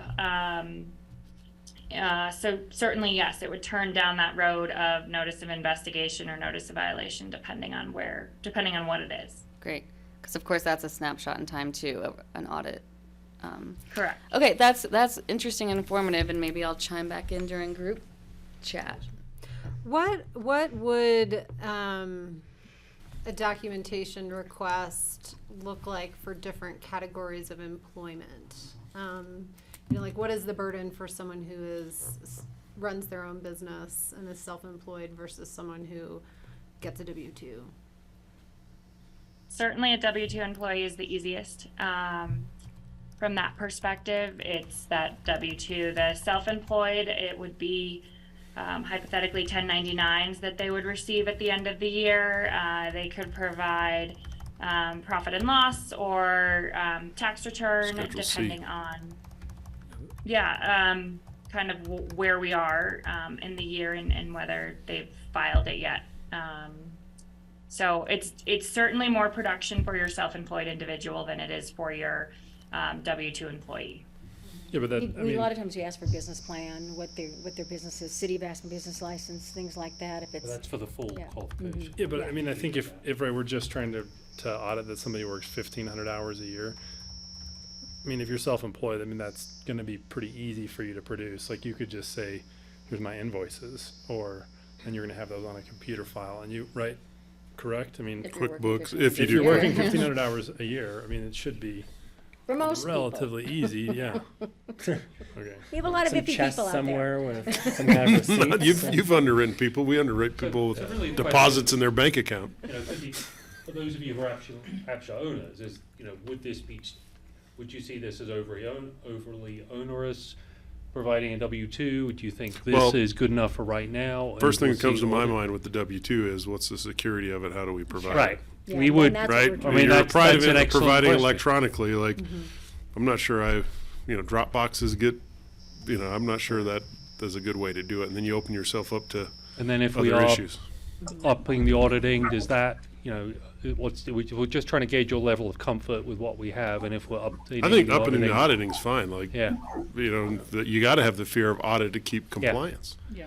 Can you? I think the increasing the audit is a good idea. I mean, the other thing too is, what are the consequences if somebody lies on this form? Well, if you find out, that's what we just talked about. You find out you're. But I was looking at, should that be bumped up, that you may be subject to criminal liability for fraud? Or, I mean, it should, Well- it doesn't use the word criminal liability. Losing your housing or getting forced out of your housing is pretty. I mean, it would be part of the overall compliance package and the notice violations, and if it did eventually end up in court, that you'd have to sell, that would be a very significant piece of evidence that you flat out lied on a legal document. Yeah. Can I ask a clarifying question? To your point about sensitivity of W-2 or 1099, when we already hand over those Yeah. things in qualifications, so how is it Yeah, different? but it's paper today. Right. We're not sending it Or it's up in, electronically. it's in That's not always true. HomeTrek, because HomeTrek I is do it also electronically. secure. Yeah. Yeah, so Well, they either do it in and just HomeTrek, to yeah.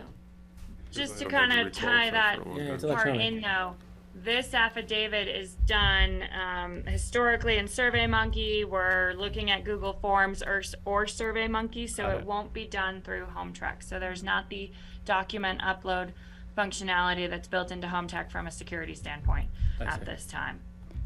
But your W-2 has social number, Right. employer, Yeah, I mean, yeah. a lot of stuff that you. Well, I'm just prefer saying to I protect. already send it, so. But if I understand that this is on a different platform traditionally. Yeah, I get real nervous about data breaches with third-party companies. Was it Salesforce or who was the one last week that was announced that they, 20,000 customer full information was, hacked? And so if HomeTrek it is- doesn't matter what we're using, we're still would be liable for the release of people's information through whatever tool. If we chose that tool and said that's the tool you have Right. to use, the liability still would accrue to us. Sure, I'm just saying if I end up winning a place and then I have to upload this each year, if I've won now or later, I've already done that. Yeah. Or you get audited, you're gonna do it. You're gonna do it, so. Allison? So I guess discussing the purpose of this form kind of helps Bethany and me guide where I land on this, because I seriously doubt someone will turn themselves in through a biennial affidavit, right? So we are not using this form to catch anyone, because they're not gonna say, yes, I bought property here and I stopped working, right? That's not what they're gonna fill out. So in that case, it sounds more like we're using it as this great kind of win in the bag should someone be caught for being out of compliance, to show that they were actively avoiding the rules and regulations of APCHA. So to me, if someone is not working, and I think that's the bigger issue, right, with this, what is the best way of us getting them back on track, or helping get them out of the system if they don't feel like working in town, so someone who feels like working in this town can get in? I absolutely think it's perfectly fine to ask where they're working, or where did you work in the last year, because I know one of your questions was going to be what time of year to ask to hold this, because of the seasonal nature, or if we do end up needing some backup information with taxes, we'd want to ask it post-tax season, right? But I absolutely think it's fine to ask who your employer is. I mean, and I think if the people who are working for Allison Bektesh LLC or whatever need to start fixing the name of where they're you know, like, it's almost a heads up. Like, maybe tell us some places that you're working. I think it goes absolutely hand in hand with more audits. But like, do you guys see this as being used as a way to help get people into compliance, or to help like manage the use of the system? No. Yeah. Yes, hand up. Go for it. I think, Allison, you'd be surprised at what people write down if you ask them to. So just asking the question, in my experience, does often people, they tell the truth. So it can flag somebody who's an issue, but I think also the more broad point is correct, is that it's a legal document which we can get a snapshot of what's going on, and if there's a problem later, it's a tool for the compliance. So it's a bit of both as written right now, but it is surprising how often you say, you know, people on their visa application, have you ever overstayed a visa before? And, you know, of course they're going to write no. It's okay. Oh, no, they often write yes. And you're, oh, tell me about that. And that leads you down a whole different line of inquiry. Well, I absolutely support that question being asked. At least I agree, I think, with the sentiment on the table that we don't need all the prove it kind of documents in this form, make because our like life when much and easier how. if we. Well, that's my thought too. You're Yeah, gonna that get would. 3,000 we of wanted these. to bring it up, Right. but if the answer is keep it as it is and Well, a see couple how the more audits questions. are doing, that'd be great. Maybe people don't know. I don't know. I know this sounds silly, but like the people who bought in '96, do they know it's 1,500? Do they think it was 1,300? I bought in 88. Yeah. I only know that's the No, oldest I mean, in my apartment. You know, so Yeah. I think it's perfectly fine to ask Yeah. the question. I do want, like, so what kind of what workload are we putting on staff? If you see every 2 years this person is listing something that, like, you know, is a national organization, like we know it's not Pitkin County based, do you then kind of give them a call? Like, what are you going to do to follow up on that? What kind of workload is that? Putting another layer of documentation would be a lot more work. But just asking the question is, you know, staff's just going to review it as we always review it. So at the end of the day, it will be like, you know, an overlook, and we'll look to see kind of where we are. And, you know, we always look, does someone list that they own another property? Does someone list that they're retired? So we look for all of it. So it's not, you know, an additional work. We're certainly going to take a look at the employer. If it's one we don't know, we're going to have to Google it and try to figure out where it's based and ask the city or the county if there's a business license associated with it. I see that as the added work. And 2 years ago, we did get full compliance, right, Bethany? But there were a couple people we had to Knock on the door. I think one person we had to threaten to go to court, like we did. So even that, just filling out this very simple form, was a huge amount of work. So putting in another thing would make that even harder. I mean, I will say, I see another purpose of this as just sort of renewing the social contract a little bit, you know, like, someone might forget, like, oh, actually 1,500 hours is the amount I need to work. Oh, I do have a roommate. Oh, you're telling me I was supposed to get that person approved. Oops, you know?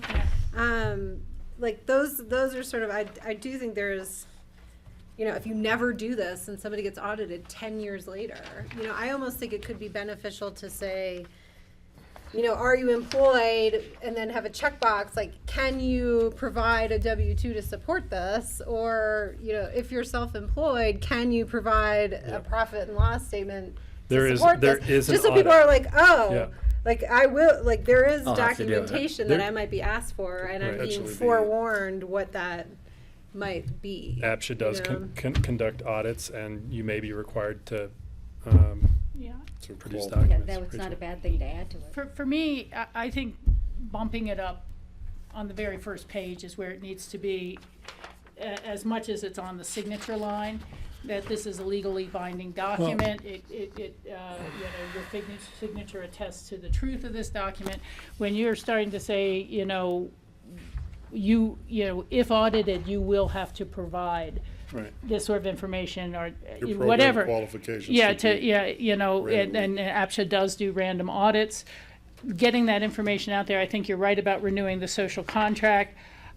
the one thing I do not want to ask for W-2s or 1099s, but the thing that struck me, we're not going to be calling employers to verify, yes, I work at the Lazy Glen, or yes, I work at this place. We're not making that a new staff requirement to verify the employment information that comes in on this.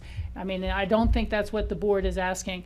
It would be a testament if there is a case, a compliance issue, but you said you were working and here you're not. You know, we have the fraudulent statements they've made that prove intent. The one thing I've thought about is, I think once you start to gather any sort of public information, you could have a core request to say how many people work at the Chamber of Commerce, live in APCHA, how many people live at St. Regis, work at St. Regis, how many people. No, what I'm saying is that somebody from the public could ask for that, and then our staff would have to take all 3,000 requalification affidavits and start to categorize them by where the employers are, because someone requested that information from us. And state law will say, you have to produce it. If you have it, you have to produce it. I don't know whether someone could core all the affidavits as it is right now. Let's let Tom jump in here, because I think he may have You something say where you on. work when you apply anyway. Tom? I know, but we don't categorize it into Carson was gonna ask me. data in a way that we can give back out to someone. I'm worried about creating a lot of staff burden on work. I have a workaround for that. Hey, Tom? Cut off on video for some reason. In any event, you're, in response to what Rachel is saying, you don't have to provide anything to anyone. You don't have to go through the information and Sorted. compile some new document that answers the question about how many or whatever. All you're required to do is provide the documentation that you have. You don't have to say how many people fall into this category, how many people are working here, is Okay. blah, blah, blah. So Tom, All you gotta do is say, here are the files, here are the documents, you figure it out. right, okay, so the next Aspen Journalism in-depth survey of APCHA could do a core request for all the affidavits that recertify people's eligibility, and then they could take them back and sort them out and say, their even copies, we got 20 people working for this company and 20 in this industry and 30 over here. Correct. But we would not be We don't required have to We compile don't it. have to we don't have to generate data or information or summaries or anything like that in response to Cora. Okay, thank you for that. This doesn't Yeah. ask people where they work. Well, I thought that We're was the considering whether we question, add is it. ask for, are you self-employed or your You could employer's do that. information? You can, it's not, That's what Allison I would suggested think we you could do. link to an optional survey for people who, I think a lot of people would probably very freely, willingly share that information, and you would have some people that don't. But it doesn't have to be. But the question doesn't have is, to be should we have associated it with on our this, affidavit, though? you No, I know? mean, that's what Allison was asking, It's- that it- employers should be the- asked on the affidavit. That's what I thought we were discussing. Yeah, the name of an employer is not confidential. right. Right. I'm of the That's opinion not you beef up financial. there's a legal document, binding your potential to a random audit. You're gonna have to provide these documents if so, and kind of leave it how it is. Yeah, and I think add the potential criminal charges are X, Y, and Z and spell them out, because the way that I look at this document right now is I don't feel there's any consequences for lying on this document, because if I don't qualify and I lie on this document, I'm going to lose my house.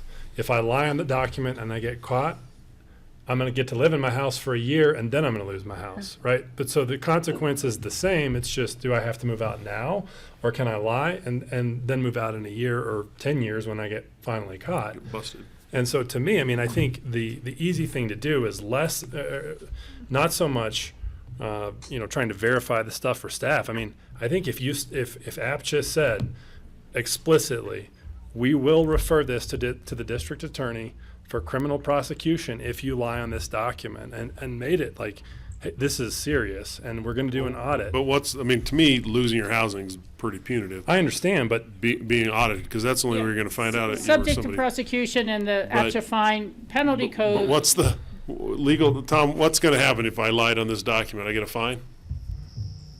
the DA will probably not consider it important enough to prosecute. Exactly. But as part of an overall compliance package, it would be part of the overall narrative. Now, what I think you can say is that you're required by the regulations and their applicable deed restrictions to respond to this accurately, and if you don't, you could lose your house. There we Yep. go. Yep. Well, it sounds like make it a little bit more scary and up the auditing, and we'll see how we're doing. Sorry. And Well, yeah, I guess I stand by listing an employer. Again, it's a snapshot. I don't want to regulate based out of fear of coverage. I think I stand by our chair who says we have nothing to hide. People are doing things right.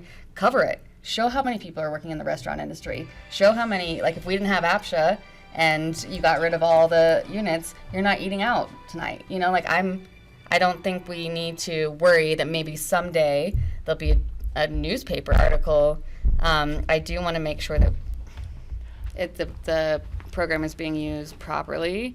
I actually was thinking it would help the compliance team if someone says, hey, like neighbor on neighbor, like, Sorry, hey, Cindy's gonna run a my little late. whoever, like I know they're not working, and you pull up their affidavit and they say exactly where they're working. Well, that's a great first step that kind of takes out some work. So I think it could happen Yeah. either way. But it may not. They may say they're working there. Which is We a great still time to would find have out. Yeah. No matter that what, they're if we not. got a complaint, we would still have to look into that complaint. Yeah. Yeah. I guess part of my concern is I've been having email exchange with folks who say we should start to not allow certain job types into APCHA that are not resort oriented or resort priority. And when I ask, well, what type of jobs should not be allowed into the APCHA program, it's, well, I can't really tell you that yet. Yeah. We're still trying to figure that out. And I'm a little concerned about, we'll start listing jobs, and then people are going to say, well, see, that type of job we don't really need. You can buy graphic arts online, and you can buy accounting online, and you can now get telemedicine, mental health online. So why is APCHA bothering to house these people who aren't resort essential employees? And that's a whole movement that's out there right now. That's why I'm a little concerned about, are we feeding into a movement to say, certain types of workers don't belong here, even if they're jobs in Pitkin County. We don't want that job type anymore. So I'm starting to hear that. I'm battling those letters every day, every other day, and I think that it's just wrong. I do think to improve this, though, under number 5, you should say, is your employee qualified through APCHA, or is your tenant? It just asks, what's your tenant's name? Have they been qualified? And do the tenants need to requalify annually or every 2 years, if there's any rules on that? Rachel, we have that on the electronic one, so we definitely were spot checking that, and then we have been every 2 years following up with all those owners to make sure those tenants are requalified. Well, and I do think there needs to be a little, like, there almost should be a qualifier there of like, do you have a roommate or tenant from whom you collect rent? You know, because someone might be like, oh, well, my sister's crashing on my couch this ski season, but no, I didn't have. I'm not making her pay me rent, and I didn't qualify her through APCHA. I don't know. I don't know if that sends you down a rabbit hole that maybe isn't helpful either. Yeah. Oh, Skippy's got his hand up. You can finish. Well, one last thought is I think that most people, to make their rents, to be able to afford basic things here, to qualify for a loan, are all working a lot more than 1,500 hours a week, a year. And we're acting like, we're trying to catch people at 1,400.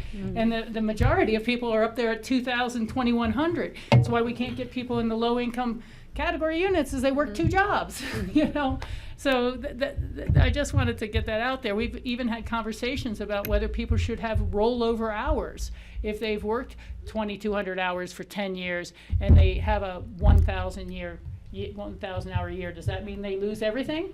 It's just, but that's, I want to be clear, most people work well more than 1,500 hours. Well, 15's 3/4 time, right? Right. Yeah. We got complaints from somebody saying 1,500 hours is an awful lot of hours to make me work. I said, well, I work over 2,000. Yeah. So. Most people do. I have a question for Bethany. But Skippy, I think, why don't you go first? That'd be great.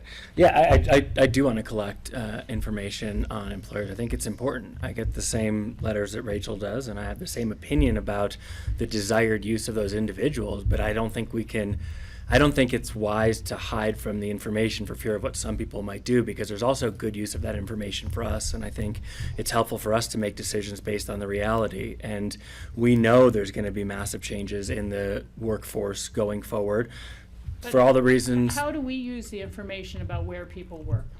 What do we want to do with it, Skippy, as APCHA? I don't think we know that yet, but I think if we go back to pre-COVID, things that we were talking about are, is and how much telecommuting is allowed if you have a local business.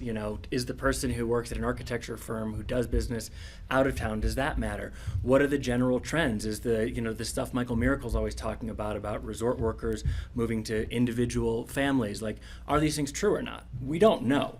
But I think ultimately it's to our benefit to have real information about those things. And, what happens to it, I think, is best when we have it. Can I just, again, I just maybe would offer like a link to an optional survey here that just says APCHA would like to better understand, who's living who owns like these properties. And if you care to fill this out, then, maybe you get 50% return, and that's a lot, and that's high for a survey. And you can start to see like, well, who are we not hearing from and why? Maybe those sectors are a little more nervous about this type of question. Yeah. Or not. I think a lot of people would probably say, oh yeah, everyone knows who I work for, so I'm just going to write it here.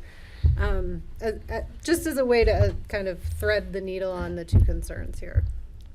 And when we do these electronically, we make every question basically required, but we could make this one not required, for example. Most people probably wouldn't figure that out, that it was required versus not required, so we could see what data we collect. Well, or you could just link it so it's just completely disaggregated, as well. At the end of the survey, you just have another right. Click the link here, whatever. Just I like that idea a lot better than a required answer. I would support if we can do something like that with Kelly. I'm not afraid of data. I am afraid of creating staff work, and then what I think maybe this board is leading into a conversation of what type of jobs should not be allowed in APCHA anymore. No, and I think since this board is not having that conversation, it kind of doesn't matter that the letters to the editor are like that. It's these are listed in regulations. But we're concerned enough to want to know, are the wrong people in our units Are you working? Are you working and living in APCHA? And where do you work? Right. Are you working for the wrong type of job? That's the question. Are you a spiritual leader from your living room and getting a spot for someone who, has a job here and is earning money? I just don't. I mean, to me, I just don't know what this. So the question I was going to ask Bethany does this help you from a compliance standpoint? I mean, so obviously, if you find somebody's in violation, I mean, does this help you in any way to do your job? If you have this information on somebody's affidavit, I mean. You're not kicking anybody may or out. May not. I'm going to say probably not. I mean, I think we're going to discover these through audits, not necessarily through this form. What we typically discover through this form is an unqualified tenant who gets qualified and, the owner's back in compliance and it goes away. I don't necessarily see someone writing down an employer outside of Pitkin County and us catching it. If that makes sense. Yeah, I think what I'm saying is that I don't really see I don't see the point in even asking the question if we're not going to aggregate the data. I think it's probably a separate, very valuable conversation from this conversation. It's like, do we collect? Do we look for where people are working or not? But that's probably separate from this. I mean, I think that they're linked, because if you're not going to aggregate the data, what's the purpose? Yeah, no, I mean that's fair, and you could gather now or do that later, or gather it and do it at the same time. But yeah, you're right. If you're not going to use it, I just don't want people living in APCHA having more and more put on them that make them feel like second-class citizens. that they have different requirements than other people. It's supposed to be a kind of a mirror to the free market. I want to catch cheats. I want a compliance officer. You know, all these things are fine, but I have concerns about that snapshot in time, because if we wait till we have time to do it, it's not even valid because it's a snapshot in time. And I can understand and share that concern. And it's also the case that we already have requirements, right? I mean, we say it's 1,500 hours. We say it has to be in Pitkin County, and those were rules that were made in response to a particular workforce dynamic. And we don't know what the dynamic's going to be in 20 years, but we know it's going to be significantly different. And so I just think the more information that we have about what that is, so we can make the most responsible choices to adjust or not to adjust in the future, is helpful. So we're right back. We need to move? Right back where we started. I move that we keep the document very similar with an optional employment survey at the Yeah, end of I the. mean, I don't think we need a. We don't need an We actual don't need vote, but a we would like motion, to know but how I mean, many people. Yeah, beef up the. I would agree with you, John. I would agree that we keep it the way that it is. Move the by signing below, move that up front, and Beef it then up. Beef it up. put in there explicitly: are you working? Yes, you are.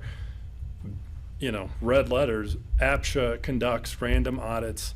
If you are selected, you will be required to provide A, B, and C, and then just update it that way. I mean, because otherwise, I don't know what it buys us if we're not going to aggregate the data, and I think it does play into people's fears about what may or may not happen. Big brother? Right? It's not to say we shouldn't collect it, right? But I think that's a separate discussion. Is if we're going to ask the question, we need to collect. We need to aggregate the data. Agreed. Yeah. But just to say it out loud, the fears that a different group holds are going to be elevated when they read or see, opportunity to learn about workforce, chose not to, right? Okay. Bethany? We have Bureau of Labor Statistics that Right. can tell us what type of I'm jobs just- we have in Pitkin County and how many people they Yeah. need and I'm average just saying wages. the people behind those emails are going to grow more virulent and suspicious. as a Right, because result. we're And not that will- treating APCHA people like And second-class citizens. that will be their opinion. Yeah, for Right, sure. right. But the same is true on the other side. Yeah. Bethany, as part of this discussion tonight or in the future, when this will go out? No, Are you looking at APCHA April? staff, we normally do it so that it's not during an off season, so Okay. goal would be to get it out sooner rather than later. It usually takes us, unfortunately, probably 6 to 9 months to actually get compliance with this document, even though it gives them about a month to do it. But 100% last year. So real quick, Skippy, I got to comment back to you a little bit on this one. What? But the other part of that they should read is, we're going to we're hiring a new Agreed. compliance officer, and Agreed. we're going to do more audits. Of course. Correct. Right? Of course. And that's the bigger, scarier thing in the Correct. closet. Of course. No, that's fair. Bethany, Carson just called those random. Can you elaborate the audit process? They're random. We use a randomized function. We historically have done it in Excel. All the owners' names get thrown in there. Use the random function. It spits out, however many names we're going to go with, and those are the folks that get letters in the mail asking for an audit. We try not to audit the same person. I think it's every 5 years, so we kind of put those names on a list. So we're not asking the same person for the same information year in, year out. But we don't necessarily make it match. Like if Cat 1s are 10% of our inventory, that 10% of the audits are in a Cat 1, for instance. Nope, all not at all. random. It's Across the completely spectrum. random from all of our owners. So John, I think I know where you are. Skippy, I know where you are. Allison, Kelly, Rachel. We I'm kind with of John. Rachel. Beef it Kelly. up. I don't want to require the information Okay. about employment. I don't. Rachel presumes more than I'm intending. Yeah. I'm very proud to defend all the contributions of community that certain Right. undesirable, workers in our housing provide. So I don't have that same concern, because I actually think knowing more information actually allows those people to sort of offer that defense of all their of why this helps contribute to a robust community that right now I think is just living in a vacuum, since we can't have a, I think, fully transparent conversation about it. So that's where I'm at. I think a lot of people would be willing to offer their employment freely and willingly, and that there could be value in understanding that. Right. But I don't want to require it on the affidavit. Well, Yeah, but you still know, have that I've same- had people tell me they don't want everyone knowing they work at a weed shop. Okay? And they would You not have know, to, they would not have to, But there's you that, know, I mean, can we do a respond. random, you know, if you want to participate, survey of our free market homeowners to ask them how many are contributing to the workforce of our community? But see, You know, I think it's kind of similar. It'd help us understand the problem. It would help us understand how many more units we need to build if we knew how much the free market was contributing. but we're not to the applying a public subsidy for that, so it's not the same. well, I mean, we've seen it with distrust within the program too, and I worry that, you know, Rachel brings it up a little bit, but there could be further distrust. That's why the audits are important, right? We saw it with the Woody Creek people, where that was a perfectly good program that was really, you know, nobody believed it. How's APCHA going to screw me now, right? It was crazy. I literally had a conversation the other day. Someone's like, "Should we have taken that?" I was like, "Yeah." It was like, I did "Oh, too. damn." Maybe the same guy at City Market. Because you mean we wouldn't have had to? Yeah, I'm like, yeah, that's right. He was like, "Oh man, we missed that one." So anyway, I mean, I think beef up the language, make it scarier. Well, The second sentence in the newspaper article can be, we're gonna audit more. And what I would say too is I would suggest that if we do catch somebody lying on this, we do refer it to the district attorney. And if the district attorney doesn't want to prosecute, fine. But I mean, there should be some real scary consequences for lying on this document. That's my opinion. Well, I think losing your housing is scary. Yeah. Like you lied to me. Right. I mean, we got a fine if we catch it sometimes now, but this one's where you're like, nope, you infirmed. Okay. Okay, we're running late. All Should we right. just go to the executive? So Tom, You want me to motion? We have to motion. Can I make one comment? With response to what Carson just said, it's gonna have to be a sworn affidavit if we're gonna refer it to the DA. So you gotta get it notarized. I mean, I think we address it in our notice of violation schedule, you know, so there could also just sort of be maybe a link to that, like. Yeah. But I'm These saying are all the DA won't consequences even- of And maybe your that fine choices needs here, to be upped. you know. and maybe the fine for lying gets increased. Maybe that's it. Maybe that's the way to solve it. I think if you're lying on the form, there should be more consequences than losing your house. Like I said, because you're going to lose your house anyway. So we can bring back an increased fine when Cindy brings back the changed year dates, so that you can approve a reg change kind of all at once. So we can look at upping that fine in the fine schedule. Okay. Thank you. All right. I motion to move into executive session for a conference with the APCHA attorney for the purpose of receiving legal advice under CRS section 24-6-4024B regarding the 1994 settlement agreement in Centennial Aspen 2 Limited Partnership, United States District Court, Civil Action Number 92-B-257. Oh. Second. And would you like to amend that motion to invite Diane Foster from the city attorney's office into our meeting as I well? will amend. Thank you so much. I will second the amended motion. Okay. And it's a Call. roll call vote. Okay. Rachel? Yes. Carson? Yes. Kelly? Yeah. Allison? Yes. John? Yes. Okay, we will move into executive session. we need to wait for We will take a And 5-minute nobody break, else can jump into and that. we will not have Just a couple of anything, minutes. any Nobody else agenda can items jump after this. I think everybody's